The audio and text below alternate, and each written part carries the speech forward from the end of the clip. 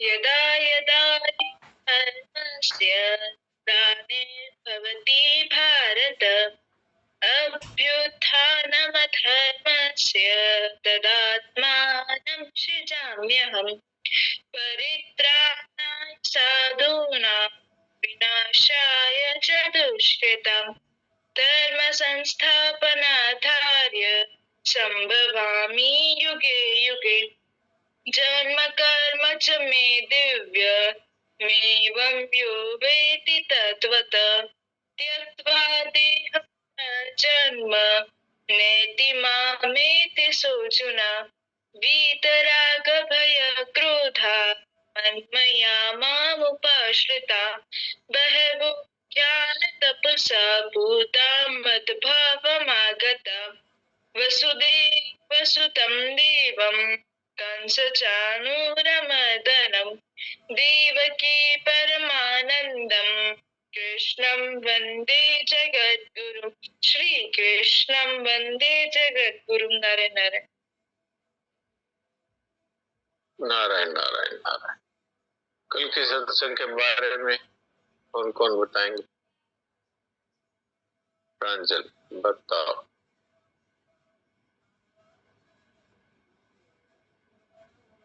बोलो। नारायण नारायण।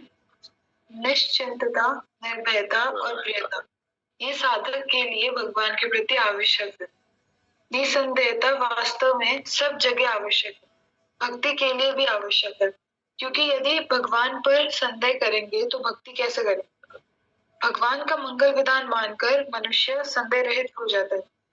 सब बातों पर मनुष्य संदेह रहित तब होता है जब वो अपने विवेक पर दृढ़ रहता है। यंत्र यानी शरीर कुछ जानता नहीं कि क्या करूं क्या नहीं करूं, तो जैसे यंत्री चलाना चाहे वैसे चलता है। भगवान कहते हैं कि तू सब छोड़ के मेरी शरण आ जा, ये ही समर्पण है। विधान का अर्थ है कि करते हम भगवान की आज्ञा के अनुसार और होता है भी भगवान की इच्छा के अनुसार। ये जो हो रहा है उसमें अपनी प्रसन्नता। अपना जीवन कठपुतली की तरह बना लो। कठपुतली का ना कोई मरना जीना होता है और ना ही मान अपना। नारायण नारायण नारायण नारायण। वाह, बहुत अच्छा। तो अब कहानी सुन लेते हैं।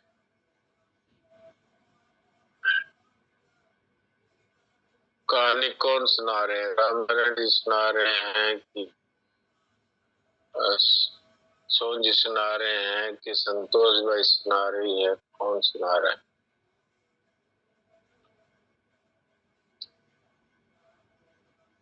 नारायण नारायण नारायण। ठीक है, रामनारायण जी आप सुनाइए।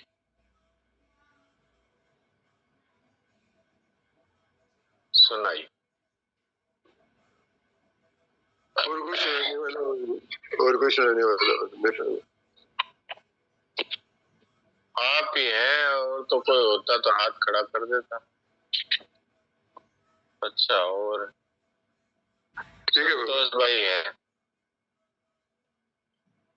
हाँ संतोष भाई सुनाओ, आप सुनाओ। राम राम जी, प्रणाम। राम राम प्रणाम जी साहब। राम राम। 100 रुपये की एक बात।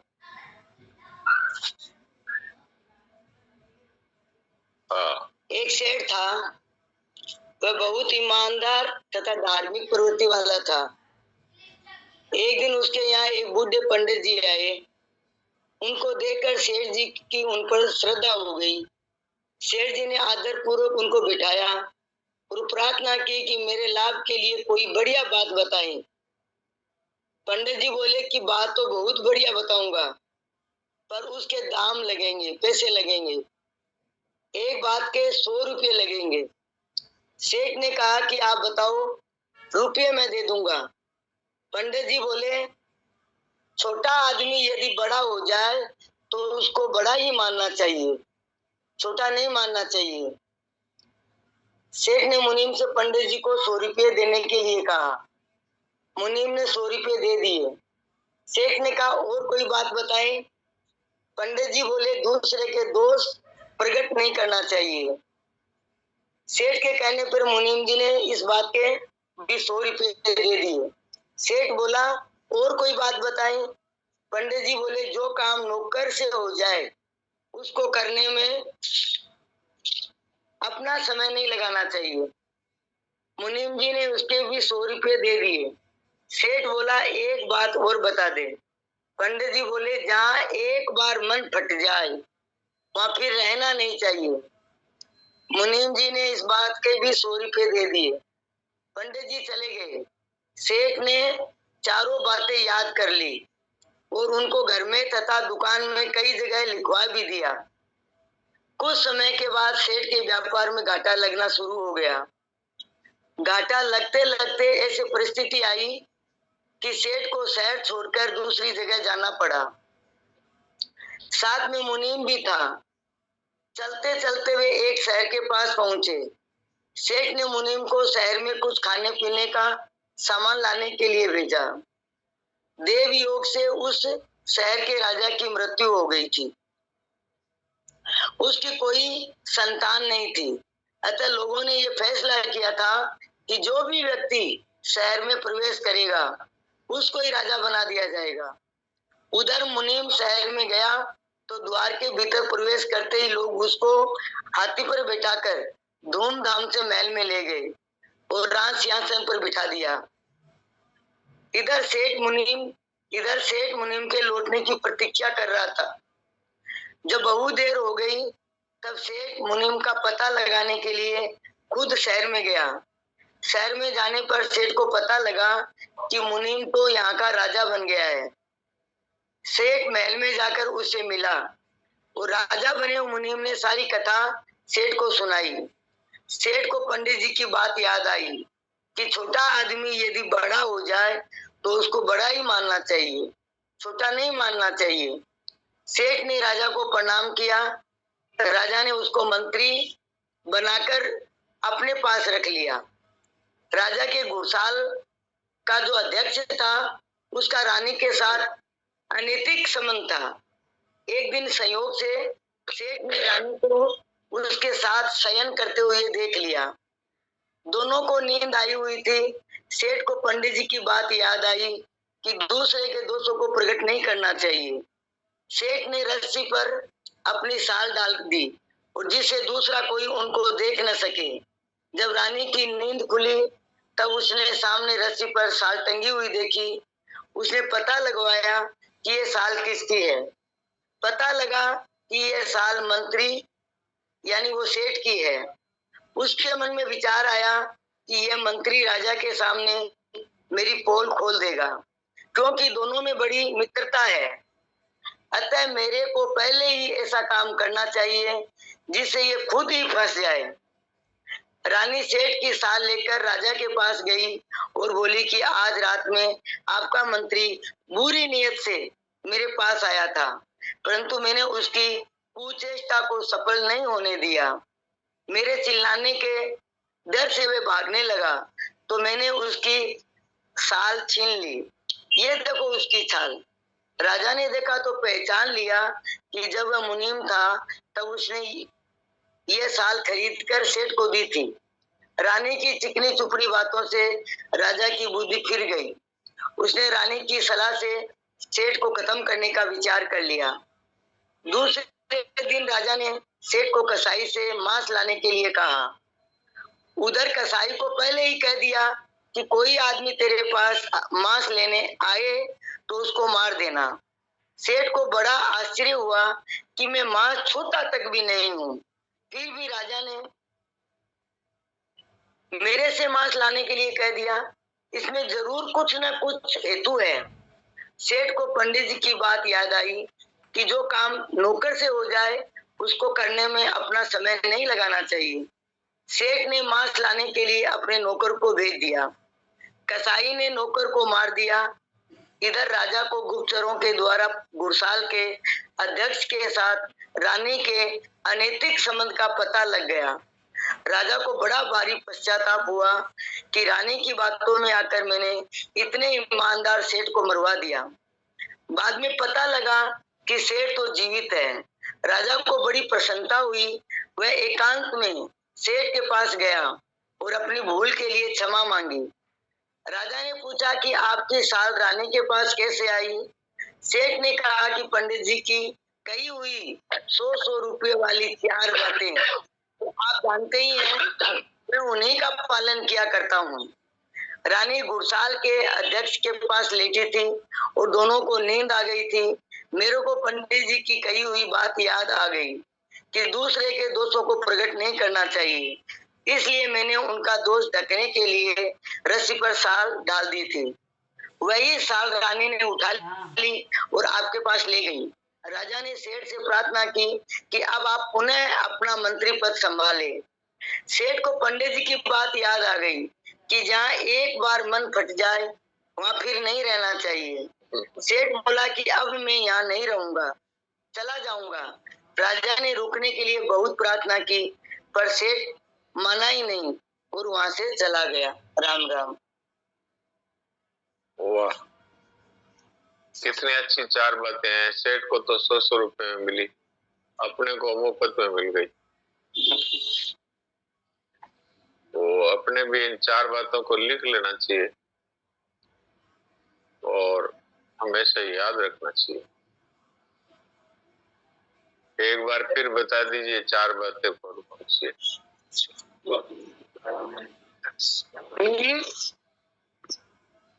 क्या बोल रहे हो जी साहब? एक बार फिर बताइए।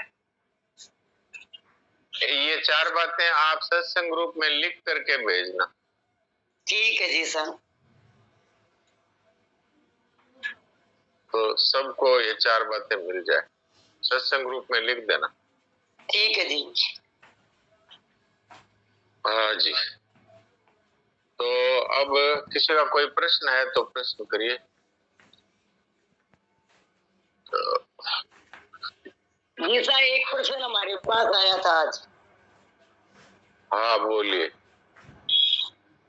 बोलते हैं कि सत्संग में बोलते हैं कि अपने माता पिता होते हैं तो वो बच्चों के हित के लिए प्राण पर्यंत चेष्टा करते हैं और उनको तकलीफ नहीं पाने देते हैं। तो बोले सत्संग में ये सुनते हैं कि भगवान तो अपने जन्म जन्म के माता पिता है और उससे बड़ा तो कोई है ही नहीं और वो असंभव को संभव करने वाला है, सब जगह रक्षक है। तो बोले तो भगवान ऐसे हैं तो फिर वो भगवान मतलब बना देते हैं, किसी के पास ज्यादा किसी के पास कम, किसी को दुख किसी को सुख, ऐसा क्यों? अच्छा, फिर आगे बताऊंगी, आप बताओगे तो फिर आगे और बताऊंगी उन्होंने क्या बोला। हाँ पहले आप वो 4 बातें एक बार सुना दीजिए। वो हमारे वंदना भाटी कर रही है, एक बार फिर वो 4 बातें बोल दें और बाद में लिख देंगे। अभी तो आप बोल तो दो एक बार। ठीक है बोल देती हूँ।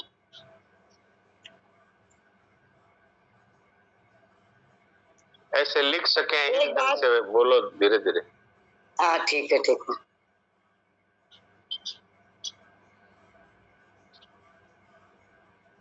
सेठ ने कहा, पंडित जी बोले छोटा आदमी यदि बड़ा हो जाए तो उसको बड़ा ही मानना चाहिए। हाँ ठीक है, एक तो ये बात है, छोटा आदमी यदि बड़ा हो जाए तो उससे बड़ा ही मानना चाहिए। अब दूसरी बताइए। दूसरी बात ये है कि दूसरे के दोष को प्रकट नहीं करना चाहिए। हाँ, दूसरे के दोष को प्रकट नहीं करना चाहिए। हाँ जी, तीसरी बात। और जो काम नौकर से होता हो उसको करने में अपना समय नहीं लगाना चाहिए। जो काम नौकर से होता हो उसको करने में अपना समय नहीं लगाना चाहिए। हाँ जी, चौथा। और जहाँ पर एक बार मन फट जाए वहाँ फिर नहीं रहना चाहिए। हाँ, जहाँ एक बार मन फट जाए वहाँ फिर नहीं रहना चाहिए। तो ये 4 बातें लिख लीजिए और बाद में आप सत्संग ग्रुप में भी एक बार लिख देना। हम बोलकर भेज देंगे। हाँ, बोलकर भेज देंगे तो भी वो एक ही बात है, वॉइस हाँ, मैसेज भेज देंगे। हाँ, वॉइस मैसेज भेज देंगे। हाँ, वो भी ठीक है। तो आपका प्रश्न का उत्तर अभी देने की कोशिश करते हैं। आपका प्रश्न ये था कि भाई माँ बाप है, अपने बच्चों के लिए सब कुछ करते हैं, और भगवान है वो इतने कृपालु हैं, हम उनके बच्चे हैं, और फिर भी किसी के दुखमय परिस्थिति और किसी के सुखमय परिस्थिति, और कोई परेशान है और कोई ज्यादा सुखी है, किसी के पास धन ज्यादा है, किसी के पास धन कम है, किसी के संतान नहीं है, किसी के बहुत सारी संतान है, ये सब भगवान क्यों करते हैं? तो उनको ये सबको तो है। बराबर बना देना चाहिए, सबको मतलब समान बना देना चाहिए, तो किसी को राग द्वेष जलन होगी नहीं, और उनको है नहीं वो एक दूसरे के प्रति राग द्वेष ईर्ष्या मतलब ऐसा स्वभाव बना देना चाहिए कि वो ऐसे बढ़िया बने हुए रहे सब। हाँ हाँ, तो ठीक है। हम आपसे एक बात, आप एक प्रश्न के उत्तर में एक प्रश्न पूछते हैं। आप अपने परिवार के किसकी सदस्य का स्वभाव बना देते हैं अच्छा अपने हिसाब से? क्या कोई पत्नी अपने पति को सुधार पाई है? क्या कोई पति अपने क्या कोई पति अपने पत्नी को सुधार पाया है? क्या कोई भाई का स्वभाव सुधार पाया है? क्या कोई पिता अपने पुत्रियों का स्वभाव सुधार पाया है, बदल पाया है? नहीं। तो क्या कोई पड़ोसी का स्वभाव बदल पाया है? तो जब हम अपने संतानों का स्वभाव नहीं बदल सकते, तो भगवान है वो सर्वसमर्थ होते हुए भी उन्होंने अपने बच्चों को स्वाधीनता दी है कि वो विवेक भी दिया है, समझ भी दी है, सामग्री भी दी है, और स्वाधीनता भी दी है कि वो अपने हिसाब से अपने विवेक के अनुसार और अपने जीवन को बनाए। अगर हम किसी को स्वाधीनता नहीं देते हैं और उसको बांध कर रखते हैं, तो कोई भी इसमें प्रसन्न नहीं होता। आप भी अपने बच्चों को यदि किसी नियम में बांध करके रखते हैं, तो उनको भी लगता है कि ये कमाल है, ये तो हमको अपने सोच करके कुछ करने ही नहीं देते, और हमारे हाथ पांव बांध रखे हैं, हमारी बुद्धि, हमारी जबान, हमारे विवेक के अनुसार हमें कुछ करने नहीं देते। तो वो आपके साथ में उनका प्रेम बिल्कुल नहीं रहेगा, और मन ही मन में आपके प्रति विद्रोह जगेगा, और फिर वो विस्फोट के रूप में आएगा। क्योंकि भगवान ने सब जीवों को समझ दी है, सामग्री दी है, विवेक दिया है, और सामर्थ्य भी दी है, और उनको अपनी आंखों से देख करके और अपने पांव से चलने की सामर्थ्य दी है। फिर जो ये कहना है कि सबको समान कर देते, तो सबको समान किस आधार पर कर देते? क्योंकि सबके स्वभाव अलग, कार्य अलग, और कार्यशैली अलग, और सबके जीवन में समस्याएं अलग, सबके जीवन में उनको सुलझाने के तरीके अलग, बल सबका अलग, और विवेक बुद्धि सबको दी है, लेकिन सब उसका उपयोग अपने अपने स्वाधीनता से, अपने अपने समझ के अनुसार करते हैं। अगर हम किसी को बांध देते हैं तो वो दुखी हो जाता है कि देखो हमको कुछ करने नहीं देते। कई माँ बाप जो है, पिता जो है, वो व्यापार बच्चों को सौंप देते हैं कि भाई अब मैं बूढ़ा हो गया, तुम व्यापार करो। लेकिन वो वहां पर बैठते हैं, वो देखते हैं कि ये क्या कर रहा है, तो वो बीच बीच में टोक देते हैं, अरे ये मत करो, ये मत करो। तो बच्चे कहते हैं कि ये क्या बात है, आप हमें कुछ अपने हिसाब से करने दीजिए। तो वो बताते हैं कि ऐसा करने से तुमको आगे जाके ये नुकसान होगा, जितना अनुभव उनको है उतना बच्चों को है नहीं। ऐसे भगवान ने हमको स्वाधीनता तो दी है, लेकिन साथ साथ में भगवान ने हमारे लिए कुछ ये करना है, ये नहीं करना है, इस तरह की शास्त्र के रूप में हमारे सामने एक संविधान रख दिया। अब जब हम उसके विरोध में करते हैं काम, बताया कुछ है और करते हैं उसके विपरीत, तो फिर भगवान ने दंड की व्यवस्था की है। वो दंड ही सुख रूप में, दुख रूप की परिस्थितियों के रूप में हमारे सामने आता है, हमारे सुधार के लिए। माँ बाप बच्चे से प्यार करते हैं, लेकिन क्या थप्पड़ नहीं लगाते? प्यार के साथ मार नहीं पड़ती क्या? मार भी पड़ती है। वो भी इसलिए पड़ती है कि उनका जीवन शुद्ध रहे और उनके आगे जाकर के और तकलीफें नहीं आए। तो इसलिए क्या है कि भगवान ने सबको समझ और सामग्री और बल और बुद्धि और विवेक ये सब दिया है, लेकिन साथ में एक विधान भी दिया है कि उस संविधान के अनुसार आपको चलना है। अब वो उसके अनुसार नहीं चलता तो उसके लिए विपरीत परिस्थितियां भगवान भेजते हैं। वो एक प्रकार का थप्पड़ है, एक सजा है, वो भी इसलिए है कि वो भगवान हमसे प्यार करते हैं। तो ये कारण है। तो इसलिए अलग अलग भगवान को सुख दुख है जी, मतलब भगवान को स्वाधीनता देनी नहीं थी। स्वाधीनता आपको बताइए ना, आपको अगर बांध के बिठा दिया जाए तो आप कैसा महसूस करेंगे? हाँ, अपन को नहीं अच्छा लगता, सही बात है।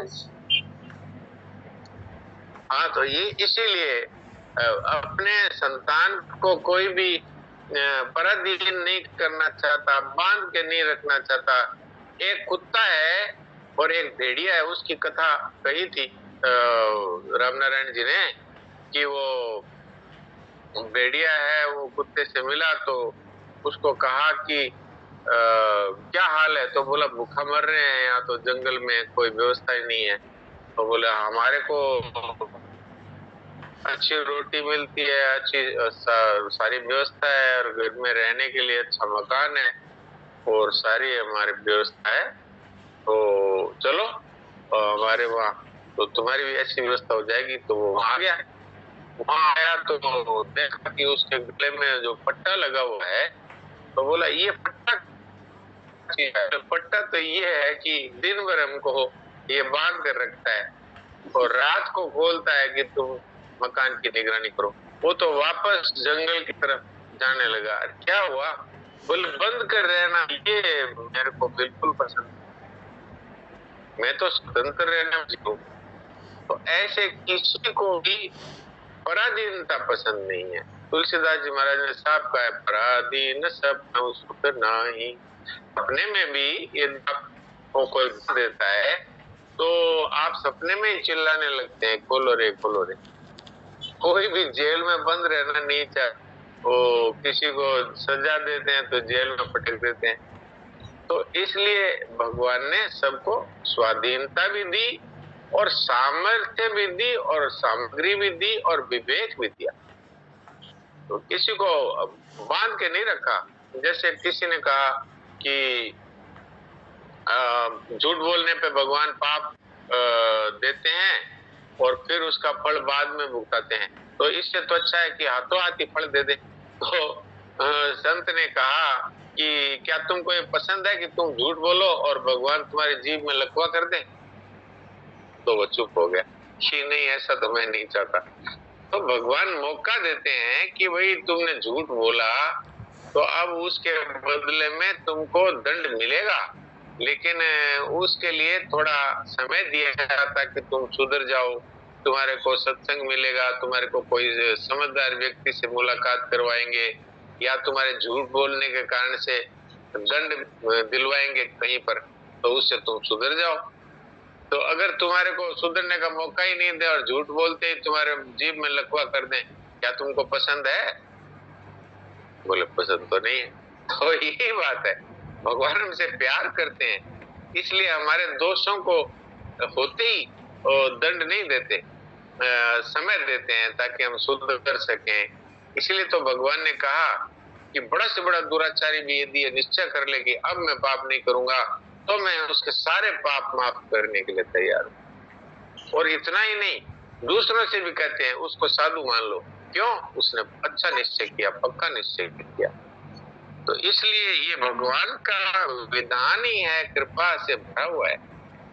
और ये विषमता संसार में इसीलिए है कि सबको संविधान भी दिया है और समझ भी दिया, लेकिन फिर भी जो गलत करते हैं उनको थप्पड़ पड़ते हैं, तो विपरीत परिस्थितियों के थप्पड़ पड़ते हैं।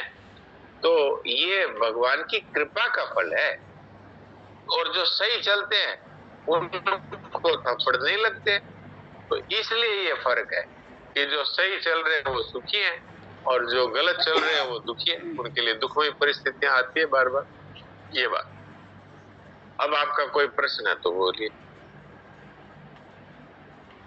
बस ये कल सुनेंगे वो रिकॉर्डिंग के द्वारा, फिर पूछेंगे उनका समाधान हुआ क्या।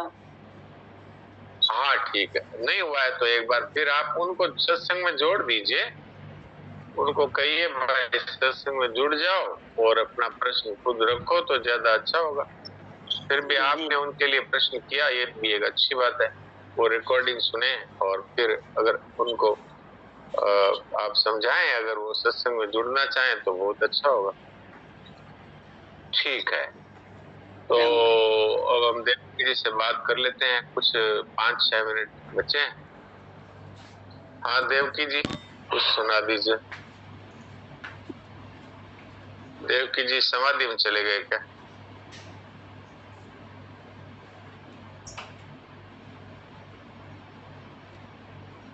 देवकी जी आप समाधि खोलिए। नारायण नारायण नारायण नारायण।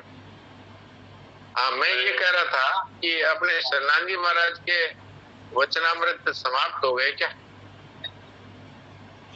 वो अभी है? साधन निधि अभी भी है क्या? हाँ तो वहां से शुरू करिए। 5-4 मिनट। अच्छा आज शनिवार है, आज तो वो साधक संजीवनी का पन्ना खोलिए। समय तो बहुत कम बच्चा है पर खोल लीजिए, अपना नियम तो पूरा करें। हाँ व्यवसायिका बुद्धि रे के गुरुनंदन। हाँ ये सुनाइए। बहु शाखा अनंत आस्ते बुद्धयो व्यवसायी नाम। व्यवसायी नाम जी।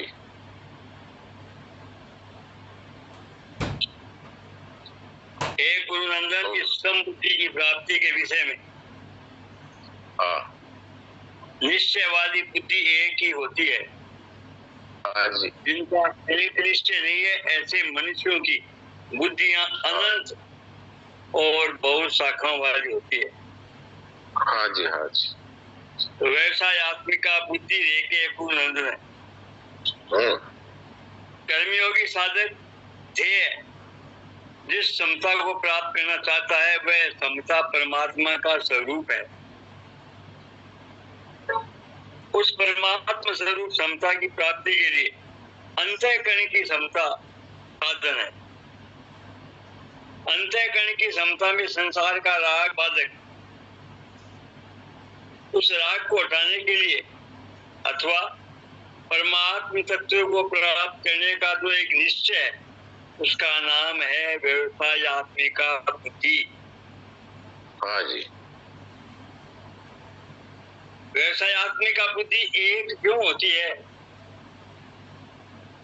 कारण कि उसमें सांसारिक वस्तु पदार्थ आदि की कामना का त्याग होता है। ये त्याग एक ही होता है। चाहे धन की कामना का त्याग करें, चाहे मान बढ़ाई की कामना का त्याग करें, परंतु ग्रहण करने में अनेक चीजें होती है, क्योंकि एक एक चीज अनेक तरह की होती है। जैसे एक ही मिठाई अनेक तरह की होती है, अतः इन चीजों की कामनाएं भी अनेक अनंत होती है। हाँ, अब ये बात है। तो ये एक पैराग्राफ हमने पूरा किया। इसमें आधा पैराग्राफ तो हमने पहले कई बार बात कर ही ली, और इसमें मूल बात इतनी है कि निश्चय वाली बुद्धि एक होती है, और जो निश्चय नहीं रखता उसकी बुद्धि अलग अलग भागों में विभाजित हो जाती है, इसलिए उसको अनंत बुद्धियां होती है, ऐसा कहा। और इसका उदाहरण बताया है कि जैसे हम धन की कामना का त्याग करें, चाहे मान बढ़ाई की कामना का त्याग करें, वो है तो अलग अलग, लेकिन उसका त्याग जो है वो एक ही है। त्याग का अर्थ है अब कामना नहीं रखेंगे। तो इसलिए जो एक बुद्धि होती है वो पारमार्थिक मार्ग में वो एक बुद्धि होती है, और सांसारिक में अनेक बुद्धियां होती है, क्योंकि एक ही मिठाई है, उसके अनेक अनेक प्रकार है। इसी तरह से एक ही धन है, उसके लिए अनेक अनेक तरीके हैं कि हमको ये चाहिए, ये चाहिए, ये चाहिए, ये चाहिए। तो इसलिए सांसारिक बुद्धियां हैं वो बहुत सारी होती है, और परमात्मा तत्व की तरफ चलने की बुद्धि एक ही होती है। और इस एक बुद्धि की बड़ी महिमा है। भगवान ने ये कहा है कि जिसने एक निश्चय कर लिया, उसको चाहे दुराचारी से दुराचारी है तो भी उसको साधु ही मानना चाहिए, क्योंकि बहुत जल्दी धर्मात्मा हो जाएगा। तो आज समय इतनी इजाजत देता है, तो अपने यहीं पर थोड़ी देर के लिए उन परमात्मा की शरण होकर के चिंतन रहित हो जाए। नारायण नारायण।